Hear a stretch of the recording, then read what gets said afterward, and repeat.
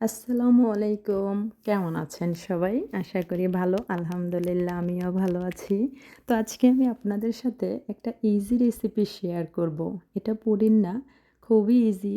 যদি বাসায় কেউ দুর্বল থাকে তার জন্য বানাতে পারেন। তো আমার ছোটজন খুবই দুর্বল। সে স্কুল থেকে এসে অনেক টায়ার্ড হয়ে যায়। তো তার জন্য এটা বানানো। আসলে এটা দুধটা অত ঘন করতে হয় না। এবং ঠান্ডা নিতে হয়, যতটুকু দুধ ততটুকু ডিম। সাথে আমি একটু আইসিং সুগার নিয়েছি যাতে একটু মিষ্টি হয়, যেহেতু সে ছোট মানুষ মিষ্টি খেতে পছন্দ করে।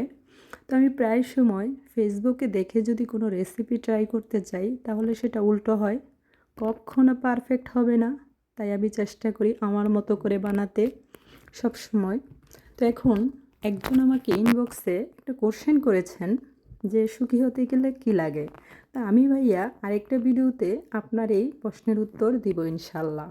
তো আমি এখন যেটা প্রবলেম ফেস করছি সেটা হচ্ছে প্রায় সময়ই আমি ভিডিওতে দেখি একটা কথা, যে যদি কারো দুঃখ থাকে তাহলে শেয়ার করতে পারেন। ছোট দুঃখ 500 টাকা, বড় দুঃখ 1000 টাকা এবং কান্না করতে হলে 3000 টাকা। তো আমি আমার দুঃখগুলো শেয়ার করতে চাই, কান্না করতে হবে এমন একজন লোক খুঁজতেছি। যদি থাকে আমাকে জানাবেন। তো এখন আমি বসিয়ে দিয়েছি গরম পানিতে আমার রেসিপি। দেখে আমি আজকে সফল হই কি না, যেহেতু উনি তর সইছে না।